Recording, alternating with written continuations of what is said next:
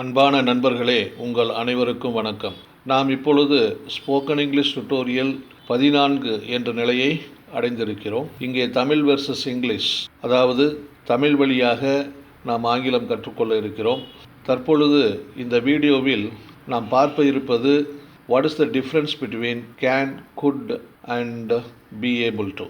நமக்கு முன்னரே தெரியும், கேன், குட், ஏபிள் டு என்பவைகள் மோடல் வெர்ப்ஸ், அதாவது சூழ்நிலை உதவி வினைச்சொற்கள் என்பது நமக்கு தெரியும்.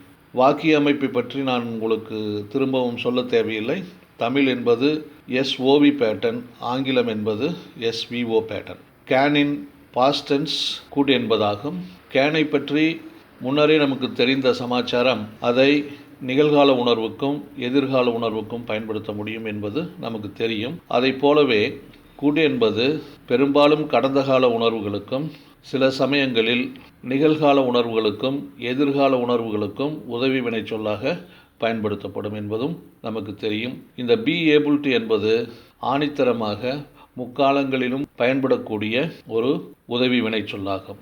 ஆக இந்த கேன், குட், ஏபிள் டு இந்த மூன்றுமே நமது இயலும் தன்மையை காலம் சார்ந்து விளக்கக்கூடிய உதவி வினைச்சொற்கள். ஆக இந்த கேன் பயன்படுத்துவதில், குட் பயன்படுத்துவதில், ஏபிள் டு பயன்படுத்துவதில் பெரும்பாலானோருக்கு நிறைய சந்தேகங்கள் இருக்கின்றன. அந்த சந்தேகங்களை நிவர்த்தி செய்யும் வகையில் இந்த வீடியோ அமையும் என்பது எங்களது நம்பிக்கை. ஆக இந்த வீடியோவில் நாம் can, could, be able to போன்ற சூழ்நிலை உதவி வினைச்சொற்களுக்கு, அதாவது மோடல் ஹெல்பிங் வெர்ப்ஸ்களுக்கு அதனுடைய பயன்பாடுகள் மற்றும் அவற்றிற்கு இடையேயான வித்தியாசங்கள் ஆகியவற்றை நாம் தெளிவாக காண இருக்கிறோம். பொதுவாக can, could, be able to, manage to போன்ற சூழ்நிலை உதவி வினைச்சொற்கள், அதாவது modal verbs, ability, capacity, capability போன்ற குணாதிசயங்களை நிகழ்காலம், கடந்த காலம் மற்றும் எதிர்கால உணர்வுகளாக வெளியிட பயன்படுகிறது. ஆக இந்த சூழ்நிலை காலத்தில் நாம் சாதாரண சூழ்நிலை காலம், சூழ்நிலை தொடர்காலம், சூழ்நிலை முற்றுக்காலம், சூழ்நிலை முற்று தொடர்காலம் என்று 4 விதமான உபகாலங்களை நாம் பார்த்திருக்கிறோம். 4 விதமான உபகால உணர்வுகளை பற்றி நாம் சொல்லி இருக்கிறோம். அவ்வகையான உணர்வுகளை வெளியிடத்தான் can, could, be able to, manage to போன்ற சூழ்நிலை உதவி வினைச்சொற்கள், அதாவது மோடல் வெர்ப்ஸ், அவைகளின் பயன்பாடுகள் இருக்கின்றன. நான் முன்னரே சொல்லியிருப்பது போல் can, could, be able to, manage to இவைகளின் பயன்பாடுகளில் பெரும்பான்மையோருக்கு சந்தேகங்கள் இருக்கின்றன. எந்த உதவி வினைச்சொல்லை எவ்விடத்தில் பயன்படுத்துவது என்பது போன்ற ஐயப்பாடுகள் மனதில் இருந்து கொண்டே இருக்கின்றன. அதுவும் நமக்கு ஆங்கிலம் தாய்மொழி அல்ல, நாம் இயற்கையாக பேச கற்றுக்கொள்ளவில்லை. நாம் படிப்பதன் மூலியமாகவே நாம் ஆங்கிலத்தை 2ஆம் மொழியாகவோ அல்லது ஒரு அந்நிய மொழியாகத்தான் நாம் கற்றுக்கொள்கிறோம். அதனால் அந்த மொழியின் உட்கூறுகளை பற்றி நமக்கு ஒரு இயற்கையான உணர்வு அமைவதில்லை. அதனால் இவ்வகையான சந்தேகங்கள், எந்த உதவி வினைச்சொல்லை எப்பொழுது பயன்படுத்துவது என்பது போன்ற சந்தேகங்கள் நமது மனதில் எழுவது இயற்கை. அதனால் நீங்கள் மனதில் ஆழமாக ஞாபகம் வைத்துக் கொள்ள வேண்டியது என்னவென்றால், எபிலிட்டி, கெப்பாசிட்டி, கேப்பபிலிட்டி போன்ற திறன் சார்ந்த குணாதிசயங்களை விளக்க காலம் சார்ந்து can, could, be able to, manage to போன்ற சூழ்நிலை உதவி வினைச்சொற்கள், மோடல் வெர்ப்ஸ், அவைகளின் பயன்பாடுகள் இருக்கின்றன என்பதை மனதில் பதிய வையுங்கள். இனி நாம் ஒவ்வொரு வினைச்சொல்லும் எவ்வகையில் பயன்படுத்தப்படுகின்றன, அவைகளின் பயன்பாடுகளில் என்ன வித்தியாசங்கள் இருக்கப் போகின்றன என்பதை பற்றி நாம் உரையாடலாம். நண்பர்களே, English is a versatile language. அதாவது ஆங்கிலம் என்பது ஒரு பன்முகத்தன்மை கொண்ட ஒரு மொழி. அது என்ன பன்முகத்தன்மை கொண்ட ஒரு மொழியின்? அதாவது ஆங்கிலத்தில் எந்த பொருளை பற்றி, எந்த சப்ஜெக்டை பற்றி வேண்டுமானாலும், விஞ்ஞானம் சார்ந்த கருத்துக்கள், உண்மைகள், உணர்வுகள், அதே போல மருத்துவம் சார்ந்த கருத்துக்கள், உணர்வுகள், உண்மைகள், பொருளாதாரம் சார்ந்தவை, மேனேஜ்மெண்ட், நிர்வாகம் சார்ந்தவை, பொறியியல், என்ஜினியரிங் சார்ந்த எவ்வகையான கருத்தாக இருந்தாலும் அதை ஆங்கிலத்தில் வெளியிட முடியும். ஆங்கிலத்துக்கு இருக்கும் பன்முகத்தன்மை எல்லா மொழிகளுக்கும் இருப்பதாக நாம் சொல்ல முடியாது. தற்போது நாம் எபிலிட்டி, கெப்பாசிட்டி, கேப்பபிலிட்டி என்றால் நாம் ஆங்கிலத்தில் என்ன உணர்த்துகிறார்கள் என்பதை நாம் தெரிந்து கொள்ள வேண்டும். ஏனென்றால் can, could, be able to, manage to போன்றவை எபிலிட்டி, கெப்பாசிட்டி, கேப்பபிலிட்டி போன்ற உணர்வுகளை வெவ்வேறு காலங்களில் வெளிப்படுத்த பயன்படுவதால் நாம் இந்த 3 வார்த்தைகளை பற்றியும் ஆழமாக தெரிந்து கொள்ள வேண்டும். What is ability? Ability is actual skill, either mental, physical, native or acquired. அதாவது எபிலிட்டி என்பது ஒரு திறன். அது எவ்வகையானது என்றால் அது ஒரு உண்மையான உள்ளூர அமைந்துள்ள ஒரு திறன். அது மனோரீதியாக இருக்கலாம், உடல் ரீதியாக இருக்கலாம், அது இயற்கையாகவே உங்களிடம் அமைந்திருப்பதாக இருக்கலாம், அல்லது நீங்கள் முயற்சி செய்து உங்களுள் ஒரு ஏற்படுத்தி கொண்ட திறனாக இருக்கலாம். இதுதான் எபிலிட்டி என்பது. ஆக எபிலிட்டி என்பது இயற்கையாக நம்முள் மனோரீதியாகவோ அல்லது உடல் ரீதியாகவோ நாம் வாய்க்கப்பட்டிருக்கக்கூடிய ஒரு திறனை பற்றி சொல்லுவது. What is capacity? Capacity is potential to develop a skill, usually mental, native as opposed to acquired. ஆக இங்கே கெப்பாசிட்டி என்பதும் ஒரு திறனைத்தான் குறிக்கிறது. ஆனால் அது நாம் ஒரு திறனை வளர்த்து கொள்ளக்கூடிய ஒரு ஆற்றலை, அதாவது அந்த திறன் மனோரீதியானது, அது இயற்கையாக இருக்கலாம், ஆனால் அது முயன்று அடையக்கூடிய ஒரு திறனாக இருக்க முடியாது. ஆக கெப்பாசிட்டிக்கும் எபிலிட்டிக்கும் ஒரு மயிலிறகு போல் வித்தியாசம் இருக்கிறது.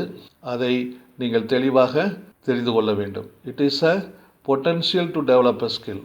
எபிலிட்டி என்பதோ it is a native or acquired skill. அதுக்கடுத்தது capability என்பது unique fitness for a defined end. Sometimes may be used in place of ability, but its use in place of capacity is incorrect. அதாவது capability என்பது ஒரு வரையறுக்கப்பட்ட எல்லைக்குள் நமது திறன் இருப்பதாக அர்த்தம். இதை சில நேரங்களில் எபிலிட்டிக்கு பதிலாகவும் பயன்படுத்தலாம். எபிலிட்டி அவருக்கு இருக்கிறது அல்லது அவருக்கு கேப்பபிலிட்டி இருக்கிறது என்று சொல்லலாம்.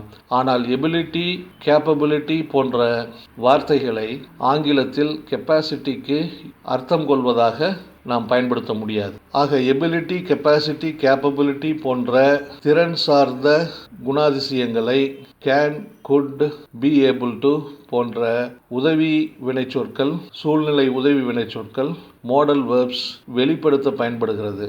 அதனால் எந்த திறனை எந்த உதவி வினைச்சொல் கொண்டு பயன்படுத்தலாம் என்பதை இனிவரும் விளக்கங்களில் காண இருக்கிறோம். நண்பர்களே, இங்கே நாம் can, could, be able to போன்ற மாடல் வெர்ப்ஸ்களை பயன்படுத்தி இலக்கண ரீதியாக என்னென்ன பேச்சுக்கள் இருக்கின்றன என்பதை பார்ப்போம். பின்னர் அது வழக்கு ரீதியாக, பேச்சு ரீதியாக, எழுத்து ரீதியாக என்னென்ன உணர்வுகள் மட்டும் பயன்படுத்தப்படுகின்றன என்பதையும் காண்போம். முதலில் கேன் என்ற ஒரு மாடல் வெர்பை எடுத்துக்கொள்வோம். குட் என்பதோ கேனின் பாஸ்ட் டென்ஸ் ஃபார்ம். கேனுக்கும் குட்டுக்கும் இணையான பேச்சுக்களை, கேனை வைத்து அமையும் பேச்சுக்களுக்கும் குட்டை வைத்து அமையும் பேச்சுக்களுக்கும் இணையான பேச்சுக்களை ஏபிள் டு என்ற வினைச்சொல்லை வைத்து நாம் உருவாக்க முடியும். முதலில் அவ்வகையான இணை பேச்சுக்களை நாம் கற்றுக்கொள்வோம். அதற்கு பின்னர் எது எவ்வகையில் பயன்படுகிறது என்பதை நாம் விரிவாக பார்க்கலாம். டூ என்ற ஒரு ஆதார வினைச்சொல்லை எடுத்துக்கொள்ளலாம். அந்த டூவை வைத்து கேன் என்ற மாடல் உதவி வினைச்சொல்லை கொண்டு நாம் பேச்சுக்கள் அமைக்கலாம். அதற்கு முன்னதாக கேன் என்பதோ உணர்வுகளை ப்ரெசன்ட் டென்ஸ் மற்றும் ஃப்யூச்சர் டென்ஸ், அதாவது நிகழ்காலம் மற்றும் எதிர்கால உணர்வுகளாக பிரதிபலிக்க பயன்படுகிறது என்பதை மனதில் வைத்து கொள்ள வேண்டும். இதற்கு இணையான உணர்வுகள் மற்றும் பேச்சுக்கள் ஏபிள் டு வினைச்சொல்லை வைத்தும் நாம் அமைக்க முடியும். ஐ கேன் டூ நிகழ்கால உணர்வில் இது சொல்லப்பட்டிருந்தால் அது ஏபிள் டு வினைச்சொல்லை வைத்து I am able to two என்று சொல்ல வேண்டும். அதற்கடுத்தது I can be doing, I am being able to do. I can have done, I have been able to do. I can have been doing, இதற்கு இணையான பேச்சு able to உதவி வினைச்சொல்லை வைத்து இல்லை. ஃபியூச்சர் டென்ஸில் ஐ கேன் டூ என்றால் அதற்கு இணையான பேச்சு ஏபிள் டு ஐ வைத்து I will be able to do. I can have done என்றால் I will have been able to two. அதற்கு அடுத்ததாக கடந்த காலத்தில் குட்டை வைத்து நாம் பேச்சுக்களை பார்ப்போம். ஐ குட் டூ அதற்கு இணையான பேச்சு ஏபிள் டு வினைச்சொல்லை வைத்து I was able to do. I could be doing I was being able to do. I could have done I had been able to do. I could have been doing இதற்கு இணையான இலக்கண ரீதியாகவோ வழக்கு ரீதியாகவோ ஆங்கில பேச்சு ஏபிள் டு வினைச்சொல்லை வைத்து இல்லை. ஆக இப்பொழுது ஃபர்ஸ்ட் பர்சன் சிங்குலர் ஐக்கு உண்டான பேச்சுக்களை நாம் பார்த்திருக்கிறோம். அதே போல ஃபர்ஸ்ட் பர்சன் ப்ளூரல் அதாவது நாங்கள் என்ற பெயர் சொல்லுக்கும் நாம் பேச்சுக்களை அமைக்க முடியும். we can do we are able to do. we can be doing we are being able to do. we can have done we have been able to do. இது நிகழ்காலத்தில். அதே போல எதிர்காலத்தில் கேனை வைத்து ஐ கேன் டூ என்று சொன்னால் we will be able to do. I can be doing என்று சொன்னால் அதற்கு இணையான ஆங்கில பேச்சு ஏபிள் டு வினைச்சொல்லை வைத்து இல்லை. ஐ கேன் ஹாவ் டன் என்றால் I will have been able to do. இது எதிர்கால பேச்சு. அதே போல we could do என்றால் we were able to do. we could be doing என்றால் we were being able to do. we could have done என்றால் we had been able to do. we could have been doing அதற்கு இணையான ஆங்கில பேச்சு இலக்கண ரீதியாக இல்லை. ஏபிள் டு வினைச்சொல்லை வைத்து இலக்கண ரீதியாக இல்லை. இப்போ ஃபர்ஸ்ட் பர்சன் சிங்குலர் ப்ளூரலுக்கு நாம் கேன் குட்டை வைத்து அதற்கு இணையான ஆங்கில பேச்சுக்களை ஏபிள் டு வினைச்சொல்லை வைத்து உருவாக்கி காண்பித்தோம். அதே போல் யூ என்ற செகண்ட் பர்சன் சிங்குலர் ப்ளூரல்களுக்கும் நாம் பேச்சுக்களை உருவாக்கலாம். ப்ரெசன்ட் டென்ஸில் யூ கேன் டூ என்றால் you are able to do. You can be doing என்றால் you are being able to do. You can have done என்றால் you have been able to do. You can have been doing என்றால் அதற்கு இணையான ஆங்கில பேச்சு able to வினைச்சொல்லை வைத்து இலக்கண ரீதியாக இல்லை. அதே போல் ஃபியூச்சர் டென்ஸில் யூ கேன் டூ என்றால் you will be able to do. You can be doing அதற்கு இணையான ஆங்கில பேச்சு ஏபிள் டு வினைச்சொல்லை வைத்து இல்லை. யூ கேன் ஹாவ் டன் அதாவது எதிர்காலத்தில் யோசனை செய்யுங்கள். You can have done you will have been able to do. You can have been doing எதிர்காலத்தில் அதற்கு இணையான ஆங்கில பேச்சு இலக்கண ரீதியாக ஏபிள் டு வினைச்சொல்லை வைத்து இல்லை. அதற்கடுத்து கடந்த காலத்தில் பாஸ்ட் டென்ஸில் you could do you were able to do. You could be doing you were being able to do. You could have done you had been able to do. You could have been doing there is no equivalent with able to do in English. அதற்கடுத்ததாக third person singular he can do he is able to do. he can be doing he is being able to do. he can have done he has been able to do. he can have been doing no equivalent. he can do எதிர்காலத்தில் future tense he will be able to do. he can be doing அதற்கு equivalent இல்லை. he can have done எதிர்காலத்தில் he will be able to do. he can have been doing equivalent இல்லை. கடந்த காலத்தில் he could do he was able to do. he could be doing he was being able to do. he could have done he had been able to do. he could have been doing able to வினைச்சொல்லை வைத்து இதற்கு equivalent இல்லை. இதே மாதிரியில் நீங்கள் she it இரண்டு பெயர் சொற்களுக்கும் can குட்டை வைத்து அமையும் பேச்சுக்களுக்கு அதற்கு இணையான ஆங்கில பேச்சுக்களை ஏபிள் டு வினைச்சொல்லை வைத்து உருவாக்கி பயிற்சி செய்யுங்கள். அதே போல் தேர்ட் பர்சன் ப்ளூரலில் அதாவது படர்க்கை பன்மையில் அவர்கள் அவைகள் என்ற அர்த்தத்தில் முதலில் நிகழ்காலத்தை பார்ப்போம். They can do they are able to do. They can be doing they are being able to do. They can have done they have been able to do. They can have been doing நிகழ்காலத்தில் அதற்கு இணையான ஆங்கில பேச்சு able to ஐ வைத்து இல்லை. அடுத்ததாக எதிர்காலத்தில் he can do he will be able to do. he can be doing அதற்கு இணையான பேச்சு ஏபிள் டு ஐ வைத்து இல்லை. he can have done he will have been able to do. he can have been doing அதற்கு இணையான ஆங்கில பேச்சு ஏபிள் டு உதவி வினைச்சொல்லை வைத்து இல்லை. அதற்கு அடுத்ததாக பாஸ்ட் டென்ஸில் கடந்த காலத்தில் they வைத்து பாருங்கள். they could do they were able to do. they could be doing they were being able to do. they could have done they had been able to do. they could have been doing அதற்கு இணையான ஆங்கில பேச்சு able to வைத்து இல்லை. ஆக first person singular plural, second person singular plural, third person singular plural ஆகியவற்றில் இருக்கும் அனைத்து பெயர் சொற்களுக்கும் நீங்கள் பல தடவை சொல்லி பேச்சை பழகுங்கள். அதற்கு அடுத்ததாக will be able to doக்கு பதிலாக shall be able to do பயன்படுத்தலாம். will have been able to doக்கு பதிலாக shall have been able to do பயன்படுத்தலாம். இன்னும் மோடல் வினைச்சொற்கள் may, might, would, should, must போன்ற வினைச்சொற்களை வைத்தும் able toவை வைத்து பேச்சுக்கள் அமைக்க முடியும். ஆனால் can, couldஐ வைத்து அதற்கு இணையான பேச்சுக்கள் ஆங்கிலத்தில் இல்லை. I may be able to do, I may have been able to do, I would be able to do, I would have been able to do, I might be able to do, I might have been able to do, I should be able to do, I should have been able to do, I must be able to do, I must have been able to do. அதே போல weக்கும் நீங்கள் பேச்சுக்களை அமைக்க முடியும். We may be able to do, we may have been able to do, we would be able to do, we would have been able to do, we might be able to do, we might have been able to do, we should be able to do, we should have been able to do, we must be able to do, we must have been able to do.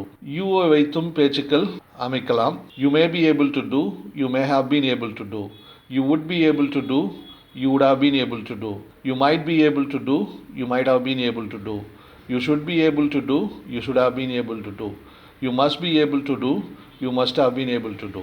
இறுதியாக third person singular ப்ளூரல்களுக்கு ஹீயை வைத்து பாருங்கள். He may be able to do, he may have been able to do, he would be able to do, he would have been able to do, he might be able to do, he might have been able to do, he should be able to do, he should have been able to do, he must be able to do, he must have been able to do. she, it போன்ற பெயர் சொற்களுக்கு நீங்களாக பயிற்சி செய்யுங்கள். அதே போல third person ப்ளூரலான தேக்கு பாருங்கள்.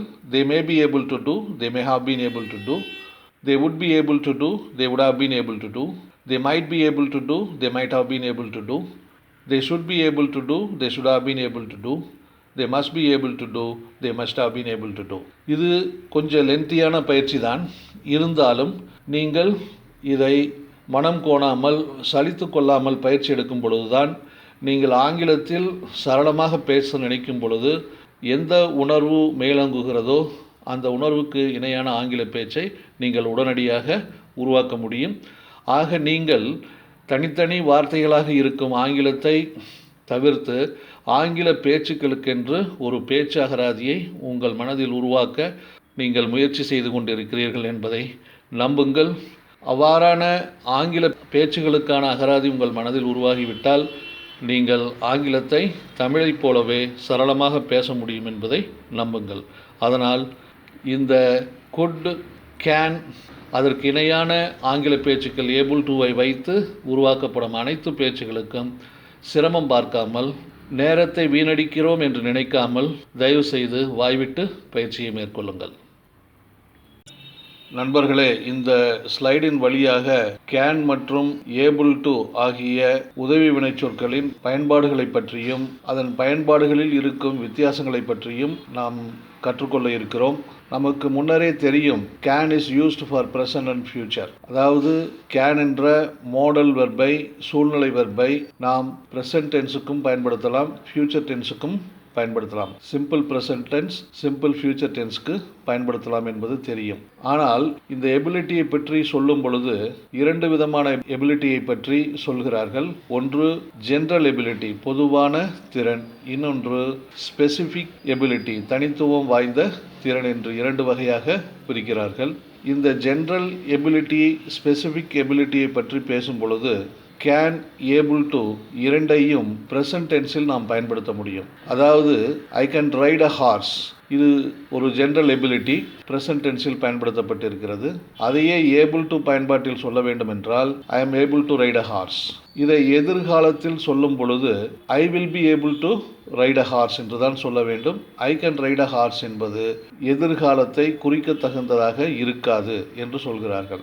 ஆக எபிலிட்டியை பற்றி சொல்லும் பொழுது ப்ரெசன்ட் டென்ஸில் I can right a horse, அதே ஏபிள் டுவை வைத்து I am able to right a horse என்று சொல்லலாம். ஐ கேன் யூஸ் பண்ணிங்கன்னா அது இன்ஃபார்மலாக இருக்கும், ஒரு அத்தாரிட்டி அதில் தெரியும். ஆனால் ஐ ஆம் ஏபிள் டு ரைட் அ ஹார்ஸ்னு சொல்லும் பொழுது அது ரொம்ப ஃபார்முலா இருக்கும். பெருந்தன்மையாக சொல்லக்கூடிய இடங்களில் ப்ரெசன்ட் டென்ஸில் I am able to right a horse என்று சொல்லலாம். ஆக எபிலிட்டியை பற்றி சொல்லும் பொழுது அது ஜென்ரல் எபிலிட்டியாக இருந்தாலும் சரி, ஸ்பெசிஃபிக் எபிலிட்டியாக இருந்தாலும் சரி, ப்ரெசன்ட் டென்ஸில் கேனையும் பயன்படுத்தலாம், ஏபிள் டுயும் பயன்படுத்தலாம். ஆனால் எபிலிட்டியை பற்றி எதிர்காலத்தில் சொல்லும் பொழுது ஏபிள் டுவைத்தான் பயன்படுத்த வேண்டும். அது I will be able to right a horse என்று தான் வரும். மற்ற உதாரண வாக்கியங்களை பாருங்கள். John can speak 3 languages. இது பொதுப்படையாக ஜான் 3 மொழிகளை பேச முடியும் என்று நிகழ்காலத்தில் சொல்கிறோம். அதுவே ஏபிள் டுவை வைத்து John is able to speak 3 languages. என்ன ஜான் கேன் ஸ்பீக் 3 லாங்குவேஜஸ் என்று சொல்லும் பொழுது அதில் ஒரு அத்தாரிட்டி தருகிறது, இன்ஃபார்மலாக இருக்கிறது. John is able to speak 3 languages என்று சொல்லும் பொழுது அது ஃபார்மலாக பெருந்தன்மையாக சொல்வதாக இருக்கிறது. John can easily multi task. இது நிகழ்காலத்தில் ஒரு பொதுவான எபிலிட்டியை பற்றி சொல்வது. மல்டி டாஸ்க் என்றால் 2-3 வேலைகளை ஒரே நேரத்தில் செய்யக்கூடிய திறனை மல்டி டாஸ்கிங் என்பார்கள். John can easily multi task. இது நிகழ்காலத்தில் ஒரு உணர்வாக வருகிறது. அதையே ஏபிள் டு வைத்து சொல்லும் பொழுது John is able to multi task. இதுக்கு இரண்டுக்கும் என்ன வித்தியாசம் என்றால், John can easily multi task என்பதில் ஒரு அத்தாரிட்டி தெரிகிறது. John is able to multi task என்பது ஃபார்மலாக சொல்வது போல் இருக்கிறது. அதே போல ஒரு ஸ்பெசிஃபிக் எபிலிட்டியை நாம் சொல்லும் பொழுது, எதிர்கால உணர்வாக சொல்லும் பொழுது அல்லது நிகழ்கால உணர்வாக சொல்லும் பொழுது கேனை தவிர்ப்பது நல்லது. I can see better when I get new classes. இது ராங். இது நிகழ்கால உணர்வாகவும் எடுத்துக்கொள்ளலாம், கேனை பயன்படுத்தக்கூடாது. அதை எப்படி சொல்ல வேண்டும் என்றால், நிகழ்கால உணர்வாக ஏபிள் டு வைத்து சொல்லும் பொழுது I am able to see better when I get new classes என்று சொல்லலாம். அதை எதிர்கால உணர்வாக சொல்லும் பொழுது ஐ will be able to see better when I get new classes. So இதில் இருக்கக்கூடிய வித்தியாசங்களை பார்க்க வேண்டும். நான் புதிய கண்ணாடியை வாங்கும் பொழுது என்னால் சிறப்பாக பார்க்க முடியும், கண்ணாடியை வாங்கும் பொழுதுதான் சிறப்பாக பார்க்க முடியும் என்ற ஒரு ஸ்பெசிஃபிக்கான சிச்சுவேஷனை சொல்லும் பொழுது, இங்கே ஸ்பெசிஃபிக் எபிலிட்டியை பற்றி சொல்லும் பொழுது நிகழ்காலத்திலும் கேனை பயன்படுத்த தவிர்க்க வேண்டும், எதிர்காலத்திலும் கேனை பயன்படுத்துவது தவிர்க்க வேண்டும். ஆனால் இதில் இன்னும் பெரிய ஹார்ட் அண்ட் ஃபாஸ்ட் ரூல்ஸ் ஒன்றுமே கிடையாது. I can see better when I get new classes என்று சொன்னால் யாரும் நம்மை ஜெயிலில் அடைச்சிட போகிறது கிடையாது. அதனால் பர்டிகுலராக கிராமட்டிக்கலாக ஆங்கிலத்தை பார்க்கக்கூடியவர்கள் மத்தியில் ஸ்பெசிஃபிக் எபிலிட்டிக்கு ப்ரெசன்ட் டென்ஸ்லேயோ ஃபியூச்சர் டென்ஸ்லேயோ கேன் பயன்படுத்துவதை தவிர்ப்பது நல்லது. மேலும் பொதுவாக ஸ்போக்கன் இங்கிலீஷில் என்ன கருத்து இருக்கிறது என்றால், அது எபிலிட்டி ஜென்ரல் எபிலிட்டியாக இருக்கலாம் அல்லது ஸ்பெசிஃபிக் எபிலிட்டியாக இருக்கலாம். இரண்டிலுமே கேன் அண்ட் ஏபிள் டுவை பயன்படுத்துவது சாத்தியம் என்றும் சொல்கிறார்கள். ஏன் நாம் கேனை பயன்படுத்துவதை அதிகம் விரும்புகிறோம் என்றால், ஸ்போக்கன் இங்கிலீஷில் குறைந்த எண்ணிக்கை உள்ள வார்த்தைகளால் வாக்கியம் அமைப்பது இயல்பு. கேன் என்பது ஒரே வார்த்தையில் முடிந்துவிடும். ஏபிள் டு என்பது அதனுடைய மற்ற உதவி வினைச்சொற்களைச் சேர்ந்த வார்த்தைகள் கூடும். அதனால் கேன் என்பதை பெரும்பாலும் ஸ்போக்கன் இங்கிலீஷில் நிகழ்காலத்திற்கும் எதிர்காலத்திற்கும் பயன்படுத்தி வருகிறார்கள். இலக்கண ரீதியாக பாரம்பரிய ரீதியாக பார்க்கும் பொழுது நாம் விதிகளை பயன்படுத்தலாம். மற்றபடி பொதுவாக பேசும் பொழுது நாம் கேனை பயன்படுத்துவதை தவிர்க்க இயலாது. உறுதியாக சொல்ல வேண்டும் என்றால், ஜென்ரல் எபிலிட்டிக்கு ப்ரெசன்ட் அண்ட் ஃபியூச்சர் டென்ஸ் இரண்டிலும் கேன் ஏபிள் டு இரண்டையும் பயன்படுத்தலாம். ஸ்பெசிஃபிக் எபிலிட்டியாக இருக்கும் பொழுது ப்ரெசன்ட் டென்ஸ் ஃபியூச்சர் டென்ஸ் இரண்டிலுமே கேனை தவிர்த்து ஏபிள் டுவை பயன்படுத்துவதுதான் விதி. நண்பர்களே, English is a more flexible language.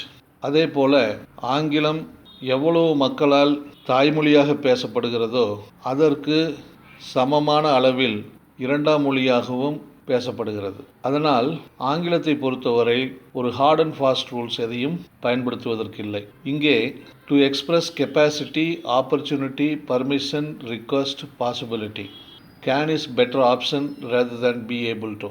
உதாரணத்திற்கு, we can stay with my brother when we are in Paris. இது ஒரு ஆப்பர்ச்சுனிட்டி, சந்தர்ப்பத்தை சொல்லுவது போல் இருக்கிறது. இங்கே we are able to stay with my brother when we are in Paris என்றும் சொல்ல முடியும். ஆனால் கேன் யூஸ் பண்ணுவது இங்கே ஒரு ஆப்பர்ச்சுனிட்டியை குறிக்கும் பொழுது ஒரு பெட்டர் ஆப்ஷனாக கருதப்படுகிறது. she cannot stay out after 10 pm.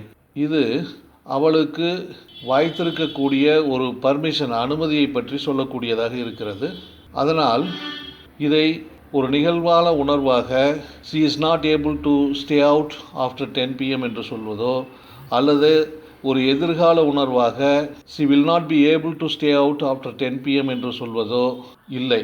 ஏனென்றால் இது ஒரு பர்மிஷனை பற்றி சொல்லும் பொழுதெல்லாம் கேனை மக்கள் பயன்படுத்தி பழகிவிட்டார்கள். அதே போல் ஒரு ரிக்வஸ்ட், ஒரு கோரிக்கையை வைக்கும் பொழுது, உதாரணத்திற்கு can you hand me the stapler, இது ஒரு பெட்டர் ஆப்ஷனாக தெரிகிறது.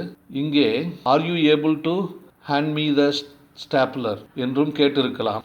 ஆனால் அதில் ஒரு அழுத்தம் இருப்பதாக தெரியவில்லை.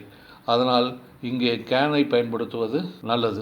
ஒரு எதிர்கால உணர்வாக any child can grow up to be president, எந்த ஒரு குழந்தையும் பிரசிடெண்ட்டாக வளர முடியும், ஒரு பாசிபிலிட்டி பற்றி சொல்வதாக இருக்கிறது, சாத்தியக்கூறை பற்றி சொல்வதாக இருக்கிறது. இது ஒரு எதிர்கால விளைவை சம்பந்தப்பட்டது. இங்கே any child will be able to grow up to be president என்று சொல்வதை விட any child can grow up to be president என்று சொல்வது ஏதுவாக இருக்கிறது. ஆக ஒரு ஆப்பர்ச்சுனிட்டி, பர்மிஷன், ரிக்வஸ்ட், பாசிபிலிட்டி போன்ற சூழல்களில் நிகழ்காலமோ அல்லது எதிர்கால உணர்வோ, சாதாரண நிகழ்காலமோ அல்லது சாதாரண எதிர்கால உணர்வோ ஏபிள் டுவை தவிர்த்து கேனை பயன்படுத்துவது ஒரு பெட்டர் ஆப்ஷனாக தெரிகிறது. அதே போல் we can use either can or be able to when we are talking about decisions and future arrangements. சில தீர்மானங்களையும் ஃபியூச்சர் அரேஞ்ச்மெண்ட்ஸ் பற்றியும் பேசும் பொழுது கேனையோ அல்லது ஏபிள் டுவையோ பயன்படுத்தலாம். The doctor can see you next Monday, இது ஒரு டெசிஷனை பற்றி சொல்வதாக இருக்கிறது. The doctor is able to see you next Monday என்றும் அதை சொல்ல முடியும். ஆக இங்கு ஒரு எதிர்கால உணர்வை நாம் டெசிஷனை பற்றி சொல்லும் பொழுது கேன், ஏபிள் டு இரண்டையும் பயன்படுத்துகிறோம். I am busy now but I can help you in an hour, நான் இப்பொழுது பிஸியாக இருக்கிறேன், ஒரு மணி நேரம் கழித்து நான் உனக்கு உதவ முடியும். ஆக ஒரு மணி நேரம் கழித்து நான் உனக்கு உதவ முடியும் என்பது ஒரு எதிர்கால உணர்வாக இருக்கிறது. அதையே கேன் பயன்படுத்தி I can help you in an hour என்று சொல்லியிருக்கிறோம். ஏபிள் டுவை பயன்படுத்தியும் I am busy now but I will be able to help you in an hour என்றும் சொல்ல முடியும். இங்கே ஒரு டெசிஷனை பற்றி சொல்வதாக இருக்கிறது. Mom can drive you to school tomorrow, இங்கே ஒரு ஃபியூச்சர் அரேஞ்ச்மெண்ட்ஸ் பற்றி சொல்லக்கூடியதாக இருக்கிறது. இது நிகழ்கால உணர்வாக வெளியிடும் பொழுது mom can drive you to school tomorrow என்று சொல்கிறோம். அதையே mom is able to drive you to school tomorrow என்று சொல்லலாம். இது எதிர்கால உணர்வாக நீங்கள் எடுத்துக்கொண்டால் அதே வாக்கியத்தை mom can drive you to school tomorrow என்றும் சொல்லலாம். அதை ஏபிள் டு வைத்து சொல்லும் பொழுது mom will be able to drive you to school tomorrow. ஆக டெசிஷன்ஸ் மற்றும் ஃபியூச்சர் அரேஞ்ச்மெண்ட்ஸ்களை பற்றி சொல்லும் பொழுது கேன் மற்றும் ஏபிள் டு இரண்டையும் பயன்படுத்தலாம். ஆக இங்கிலீஷ் ஒரு ஃப்ளெக்சிபிள் லாங்குவேஜ் என்பது உங்களுக்கு இதில் தெளிவாக தெரிந்திருக்கும். நண்பர்களே, நாம் இப்பொழுது good versus B able to உதவி வினை சொற்களின் பயன்பாடுகளை பற்றி பார்க்கலாம். குட் என்பது கேன் என்ற மாடல் வெர்பின் பாஸ்ட் டென்ஸ் என்பது நமக்கு தெரியும். குட் என்பதை நாம் முன்னரே கேன் வெர்சஸ் குட் வீடியோவில் பார்த்திருக்கிறோம். நிகழ்காலம், கடந்த காலம், எதிர்காலம் போன்ற முக்காலங்களுக்கும் அதை சூழ்நிலை சார்ந்து ஒரு உதவி வினைச்சொல்லாக பயன்படுத்த முடியும். அதனால்தான் அதை ஒரு மாடல் வெர்ப், அதாவது சூழ்நிலை உதவி வினைச்சொல் என்று அழைக்கிறோம் என்பதும் உங்களுக்கு தெரியும். இப்பொழுது good versus B able to என்பதை இறந்த காலத்தில் எப்படி பயன்படுத்துகிறோம் என்பதை காணலாம். முதலாவதாக, for the ability that existed for a long time in the past but which is not true now, we use could or was able to or were able to. அதாவது கடந்த காலத்தில் ஒரு திறன், ஒரு எபிலிட்டி, அது நீண்ட காலத்திற்கு இருந்தது, ஆனால் அது இப்போது இல்லை. அப்படிப்பட்ட ஒரு திறனுக்கு, எபிலிட்டி சார்ந்த ஒரு சூழலுக்கு நாம் குட்டையோ வாஸ் ஏபிள் டுயோ அல்லது வேர் ஏபிள் டுயோ சப்ஜெக்ட் சார்ந்து பயன்படுத்த முடியும். உதாரணத்திற்கு, when I was young I could speak 2 languages. அதையே ஏபிள் டு வைத்து when I was young I was able to speak 2 languages. Young, இளமை என்பது ஒரு லாங் பீரியட். அதில் பொதுவாக எனக்கு 2 மொழிகள் பேசும் திறன் இருந்தது என்பதை, என்னால் பேச முடிந்தது என்பதை when I was young I could speak 2 languages. Subject I வருவதால் was able to யூஸ் பண்ணுகிறோம். when I was young I was able to speak 2 languages. இந்த வாக்கியத்தை நீங்கள் அனலைஸ் செய்யும் பொழுது அந்த ability it existed for a long time என்பது உங்களுக்கு தெரிய வரும். அதே போல் when I was young I could eat like a pig and not get fat. அதாவது, என்னுடைய இள வயதில் என்னால் ஒரு பன்றியைப் போல உணவு உண்ண முடிந்தது, ஆனால் நான் குண்டாகவில்லை என்ற அர்த்தத்தில் சொல்கிறோம். இதுவும் இளமை என்பது ஒரு நீண்ட நாள் இருப்பதால் அதை ஏபிள் டு வைத்தும் நம்மால் சொல்ல முடியும். when I was young I was able to eat like a pig and not get fat என்றும் சொல்லலாம். ஆக, ஒரு திறன் அல்லது எபிலிட்டி நீண்ட நாட்களுக்கு கடந்த காலத்தில் இருக்கும் பட்சத்தில் அந்த திறனை பற்றி நாம் சொல்லும் பொழுது could, was able to அல்லது were able to நாம் பயன்படுத்த முடியும். இது ஒரு பொதுவான திறனாக நாம் எடுத்துக்கொள்ளலாம், ஒரு ஜென்ரல் எபிலிட்டி. அதே போல் we use was able to or were able to with action verbs to talk about ability related to a single event. கடந்த காலத்தில் ஆக்ஷன் வெர்ப்ஸ், அதாவது செயல்பாடுகள் சார்ந்த வினைச்சொற்களுக்கு ஒரு எபிலிட்டி திறன் ஒரு குறிப்பிட்ட ஒரு சூழலை பற்றி விளக்கி இருந்தால், அங்கே எபிலிட்டி மற்றும் திறனை பற்றி சொல்வதற்கு நாம் was able to அல்லது were able to தான் பயன்படுத்த வேண்டும். We only use was able to and were able to with action verbs to talk about an ability related to a single event. Single event என்பது ஒரே ஒரு நிகழ்வு சம்பந்தப்பட்டது. அதனால் அதை ஸ்பெசிஃபிக் எபிலிட்டி என்று நாம் சொல்லலாம். ஆக, ஜென்ரல் எபிலிட்டியாக இருக்கும் பொழுது good, was able to, where able to அனைத்தையும் நாம் பயன்படுத்த முடியும். ஸ்பெசிஃபிக் எபிலிட்டியாக இருக்கும் பொழுது நாம் வாஸ் ஏபிள் டு அல்லது வேர் ஏபிள் டு மட்டும்தான் பயன்படுத்த முடியும். உதாரணமாக, we were able to go sailing yesterday because the weather was so nice. இங்கே go sailing என்பது ஒரு குறிப்பிட்ட நிகழ்வை பற்றியானது. இங்கே அதை ஸ்பெசிஃபிக் எபிலிட்டியாக நாம் எடுத்துக்கொள்ள வேண்டும். அதனால்தான் we were able to go sailing yesterday because the weather was so nice என்று சொல்கிறோம். அதே போல் I was able to file my taxes online this year. இங்கேயும் file my taxes online என்பது ஒரு குறிப்பிட்ட நிகழ்வை சொல்வதால் அது ஒரு ஸ்பெசிஃபிக் எபிலிட்டியாக, சிங்கிள் ஈவெண்ட்டாக எடுத்துக்கொள்ளப்படுகிறது. அதனால்தான் ஐ என்ற சப்ஜெக்ட்டுக்கு கடந்த காலத்தில் வாஸை யூஸ் பண்ணுகிறோம். ஐ was able to file my taxes online this year. மூன்றாவதாக, she was able to win the math competition last month. போன மாதத்தில் நடந்த மேத் காம்படிஷனில் அவரால் வெற்றி பெற முடிந்தது. இங்கேயும் லாஸ்ட் மந்த் மேத் காம்படிஷன் என்பது ஒரு குறிப்பிட்ட சிங்கிள் ஈவெண்ட் சம்மந்தப்பட்டது, ஒரு ஸ்பெசிஃபிக் ஈவெண்ட். அதனால் அதில் நீங்கள் வெற்றி பெறும் ஒரு திறனை நாம் ஸ்பெசிஃபிக் எபிலிட்டி என்று எடுத்துக்கொள்கிறோம். அதனால் she was able to win the math competition last month. இங்கே எக்காரணம் கொண்டும் ஸ்பெசிஃபிக் எபிலிட்டிக்கு அல்லது ஒரு சிங்கிள் ஈவெண்ட் சார்ந்த எபிலிட்டி பயன்பாடுகளுக்கு நாம் குட்டை பயன்படுத்தக்கூடாது. பொதுவான எபிலிட்டிகளுக்கு, ஜென்ரல் எபிலிட்டிகளுக்கு குட், ஏபிள் டு இரண்டையும் பயன்படுத்தலாம். ஆனால் ஸ்பெசிஃபிக் எபிலிட்டிகளுக்கு, குறிப்பிட்ட திறன் சார்ந்த விளக்கங்களுக்கு நாம் ஏபிள் டு மட்டும்தான் பயன்படுத்த வேண்டும். அங்கே குடை பயன்படுத்தக்கூடாது கடந்த கால நிகழ்வுகளுக்காக. நண்பர்களே, நாம் இப்பொழுது ஸ்டாட்டிவ் அண்ட் டைனமிக் வேர்ப்ஸ் என்றால் என்ன என்பதை தெரிந்து கொள்வோம். டைனமிக் வேர்ப்ஸ் என்பது ஒரு ஆக்ஷன் சார்ந்த வேர்ப்ஸ், அதாவது டூ, டான்ஸ், டிஸ்கிரைப், ஸ்விம் போன்ற வினைச்சொற்களில் ஏதோ ஒரு ஆக்ஷன் செயல்பாடு தெரிகிறது. அதனால் அவ்வகையான வினைச்சொற்களை நாம் டைனமிக் வேர்ப்ஸ் என்று அழைக்கலாம். அதற்கு ஆங்கிலத்தில் ஒரு விளக்கம் பாருங்கள். According to some linguistic theories, stative verb is one that describes a state of being in contrast to a dynamic verb which describes an action. அதாவது stative verbs என்பது ஒரு state of being, ஒரு நிலைத்த தன்மையை, ஒரு நிலையை குறிக்கக்கூடியது.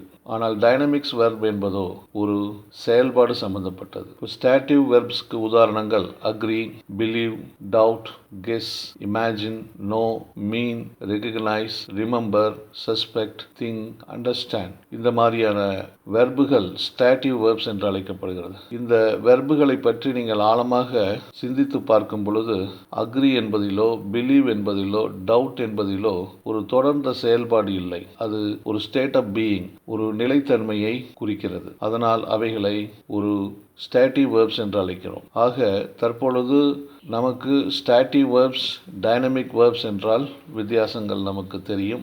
இந்த ஸ்டாட்டிவ் வேர்ப்ஸ்களுக்கு நாம் குட் அல்லது வாஸ் ஏபிள் டு அல்லது வேர் ஏபிள் டு பயன்படுத்துகிறோம். We use either could or was able to or were able to with some stative verbs like see, hear, feel, thirst to talk about an ability related to a single event. அதாவது போன ஸ்லைடில் பார்த்திருந்தோம், ஒரு single event சம்பந்தப்பட்டதற்கு was able to அல்லது were able to தான் பயன்படுத்த முடியும் என்று பார்த்திருந்தோம். அங்கே குட்டை பயன்படுத்தக்கூடாது என்றும் சொல்லியிருந்தோம். ஆனால் ஸ்டாட்டிவ் வேர்ப் சம்பந்தப்பட்ட சிங்கிள் ஈவெண்ட், ஸ்பெசிபிக் ஈவெண்ட் சம்பந்தப்பட்ட நிகழ்வுகளுக்கு நாம் குட்டையும் பயன்படுத்தலாம் என்பதற்கான விளக்கம் தான் இது. உதாரணத்திற்கு, were you able to see the fireworks from your balcony last night?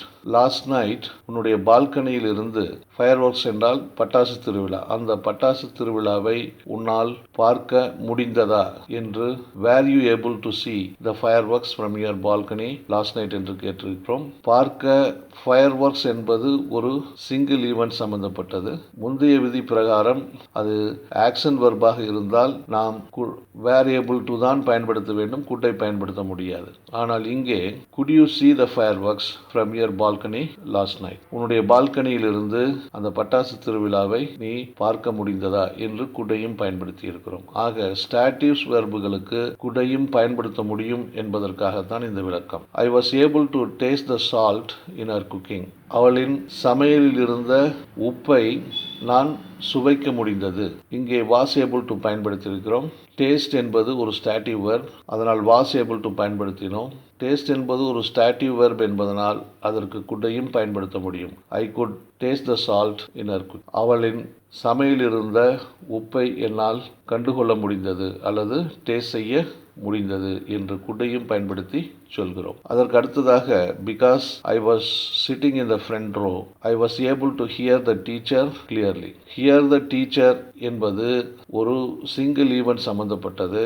இது ஹியர் என்பது ஒரு ஸ்டாட்டிவ் வெர்ப் என்பதனால் இங்கே ஏபிள் டு பயன்படுத்தினோம். அதே போல அதற்கே நாம் குட்டையும் பயன்படுத்தலாம். Because I was sitting in the front row, I could hear the teacher clearly. ஆக இந்த ஸ்லைடின் விளக்கம் மூலியமாக நீங்கள் ஸ்டாட்டிவ் வெர்ப்ஸ் வரும் பொழுது good, was able to, where able to போன்ற இரண்டையும் பயன்படுத்த முடியும் என்பதுதான் இந்த வீடியோவின் விளக்கம். ஆனால் இதுவே சிங்கிள் ஈவெண்ட் சம்பந்தப்பட்ட, அதாவது ஸ்பெசிபிக் ஈவெண்ட் சம்பந்தப்பட்ட டைனமிக் வெர்ப்ஸ்களுக்கு நாம் குட்டை பயன்படுத்த முடியாது. வாஸ் ஏபிள் டு அல்லது வேர் ஏபிள் டு தான் பயன்படுத்த முடியும். ஆனால் இங்கே ஸ்டாட்டிவ் வெர்புகளுக்கு குட், ஏபிள் டு இரண்டையும் பயன்படுத்தி இருப்பதை நீங்கள் காணலாம். நண்பர்களே, அதற்கு அடுத்ததாக நாம் அஃபர்மேட்டிவ் சென்டென்சஸ், நெகட்டிவ் சென்டென்சஸ் என்பதை பற்றி சிறிதளவு தெரிந்து கொண்டு, நெகட்டிவ் சென்டென்சஸில் கடந்த காலத்தில் குட் மற்றும் ஏபிள் டுவின் பயன்பாடுகள் எப்படி இருக்கின்றன என்பதை பற்றி தெரிந்து கொள்வோம். அஃபர்மேட்டிவ் என்றால் ஒரு நேரடி பாசிட்டிவ் உணர்வு. ஐ கேன் ஸ்விம் என்பது அஃபர்மேட்டிவ், ஐ கான் ஸ்விம் என்பது நெகட்டிவ். ஐ டான்ஸ் என்பது அஃபர்மேட்டிவ், ஐ டோன்ட் டான்ஸ் என்பது நெகட்டிவ். இன்னொரு விஷயம், நாம் கடந்த கால காலத்தில் ஜென்ரல் எபிலிட்டி, ஸ்பெசிஃபிக் எபிலிட்டி என்று 2 வகையான திறன்களுக்கு ஜென்ரல் எபிலிட்டி சூழல்களுக்கு பொதுவாக நாம் குட்டை பயன்படுத்தினோம். ஸ்பெசிஃபிக் எபிலிட்டி சூழல்களுக்கு நாம் was able to, where able to பயன்படுத்தினோம். ஜென்ரல் எபிலிட்டிக்கு உதாரணம், she could read well by the time she was 5. அவளுக்கு 5 வயதாகும் பொழுது அவளால் சிறப்பாக படிக்க முடிந்தது. ஸ்பெசிஃபிக் எபிலிட்டிக்கு உதாரணம், she was able to speak well in English in front of 100 audiences. கடந்த காலத்தில் ஸ்பெசிஃபிக்காக இங்கிலீஷில் பேசுகிறது ஒரு ஸ்பெசிஃபிக் டேலண்டாக எடுத்துக்கிறோம். அப்போ ஸ்பெசிஃபிக் எபிலிட்டி பற்றி சொல்லும் பொழுது நாம் இங்கே வாஸ் ஏபிள் டு பயன்படுத்தி இருக்கிறோம். இந்த ஜென்ரல் எபிலிட்டியில் முன்னர் நாம் பார்த்திருந்தோம் was able to, were able டும் பயன்படுத்தலாம் என்று. பொதுவாக ஜென்ரல் எபிலிட்டிக்கு குட் பயன்படுத்துவது இயல்பு. ஆக இந்த அஃபர்மேட்டிவ் பாசிட்டிவ் வாக்கியங்களுக்கு கடந்த காலத்தில் குட், ஏபிள் டுவின் பயன்பாடுகளை நாம் உரையாடி இருந்தோம். இங்கே நெகட்டிவ் சென்டென்ஸ் என்று வரும்பொழுது, கடந்த காலத்தில் நெகட்டிவ் சென்டென்ஸ் என்று வரும்பொழுது அது சிங்கிள் ஈவெண்ட்டோ, லாங் பீரியட் ஈவெண்ட்டோ, ஜென்ரல் எபிலிட்டியோ அல்லது ஸ்பெசிஃபிக் எபிலிட்டியோ எல்லாவற்றுக்குமே couldn't, wasn't able to or weren't able to ஐ பயன்படுத்த முடியும் என்பதுதான் இந்த ஸ்லைடின் விளக்கம். உதாரணத்திற்கு, yesterday he wasn't able to finish his dinner. Yesterday he couldn't finish his dinner. ஆக finish his dinner என்பது ஒரு ஸ்பெசிஃபிக் எபிலிட்டி சம்பந்தப்பட்டது. நேரடி வாக்கியமாக இருந்தால் yesterday he was able to finish his dinner என்று மட்டும்தான் சொல்லியிருப்போம். ஆனால் yesterday he could finish his dinner என்று சொல்லியிருக்க மாட்டோம். பட் இங்கே நெகட்டிவ் வாக்கியம் என்பதால் wasn't able toவையும் பயன்படுத்தி இருக்கிறோம், couldn't finish என்பதையும் பயன்படுத்தி இருக்கிறோம். ஆக நெகட்டிவ் சென்டென்ஸ்களுக்கு ஸ்பெசிஃபிக் எபிலிட்டியாக இருந்தாலும் அங்கே could-ஐ பயன்படுத்த முடியும். அதற்கு அடுத்ததாக, I wasn't able to swim when I was younger. இங்கே swim என்பது ஒரு பொதுப்படியான எபிலிட்டியாக இருக்கிறது. இதுவே நேரடி வாக்கியமாக இருந்தால் பொதுவாக நாம் குட்டை பயன்படுத்தி இருப்போம். I could swim when I was younger என்று சொல்லியிருப்போம். ஆனால் இது நெகட்டிவ் வாக்கியமாக இருப்பதனால் wasn't able to, couldn't இரண்டையுமே பயன்படுத்தி இருக்கிறோம். அதாவது I wasn't able to swim when I was younger, நான் இளவயதாக இருக்கும் பொழுது என்னால் நீந்த முடியவில்லை. I couldn't swim when I was younger. இங்கேயும் அதே அர்த்தம்தான், எனக்கு இளவயதாக இருக்கும் பொழுது என்னால் நீந்த முடியவில்லை. ஆக ஒரு பொதுப்படையான எபிலிட்டிக்கு negative சென்டென்சஸ்க்கு couldn't, wasn't able to இரண்டையும் பயன்படுத்தி இருக்கிறோம். அதே போல we weren't able to get tickets for the concert. இங்கே get tickets for the concert என்பது ஒரு சிங்கிள் ஈவெண்ட், ஒரு ஸ்பெசிஃபிக் எபிலிட்டி சம்பந்தப்பட்டது. இதுவே நேரடி வாக்கியமாக இருந்தால் we were able to get the tickets for the concert என்று தான் சொல்லியிருப்போம். we could get the tickets for the concert என்று சொல்லியிருக்க மாட்டோம். கன்சர்ட் என்பது ஒரு இசை நிகழ்வு. இங்கே நெகட்டிவ் வாக்கியம் என்பதனால் weren't able toவையும் பயன்படுத்தி இருக்கிறோம், couldn't-ஐயும் பயன்படுத்தி இருக்கிறோம். ஆக we weren't able to get the tickets for the concert, அந்த இசை நிகழ்வுகளுக்கு எங்களால் டிக்கெட்டுகளை பெற இயலவில்லை. we couldn't get the tickets for the concert, அந்த இசை நிகழ்வுகளுக்கு எங்களால் டிக்கெட் வாங்க முடியவில்லை. ஆக இந்த ஸ்லைடின் மூலம் நீங்கள் தெரிந்து கொள்ள வேண்டிய உண்மை, single events, long period events in the past அல்லது general ability, specific ability in the past எல்லாவற்றுக்குமே நெகட்டிவ் சென்டென்ஸ்களுக்கு couldn't அல்லது wasn't able to அல்லது weren't able to பெயர் சொல்லை சார்ந்து எல்லாவற்றையுமே பயன்படுத்த முடியும் என்பதை நீங்கள் தெரிந்து கொள்ள வேண்டும். நண்பர்களே, இந்த ஸ்லைடில் எந்த வகையிலும் கேன் அல்லது குட்டை பயன்படுத்த முடியாத சூழலை பார்ப்போம். In no way can or could usage is possible situations. பொதுவாக நிகழ்காலத்தில் முற்றுக்கால உணர்வுகளை வெளிப்படுத்துவதற்கு கேனோ குட்டோ பயன்படுத்த முடியாது. உதாரணத்திற்கு, he has been able to dance since he was 2 years old. அவன் 2 வயதிலிருந்தே அவனால் நன்றாக நடனமாட முடியும். இங்கே he has been able to dance since he was 2 years old. அதாவது ஒரு கடந்த கால உணர்வை நிகழ்காலத்துக்கு இழுத்து வருகிறோம். அவன் 2 வயதிலிருந்தே அவனால் நன்றாக டான்ஸ் ஆட முடியும். இவ்வகையான உணர்வுகளை கேனை வைத்து சொல்ல முடியாது.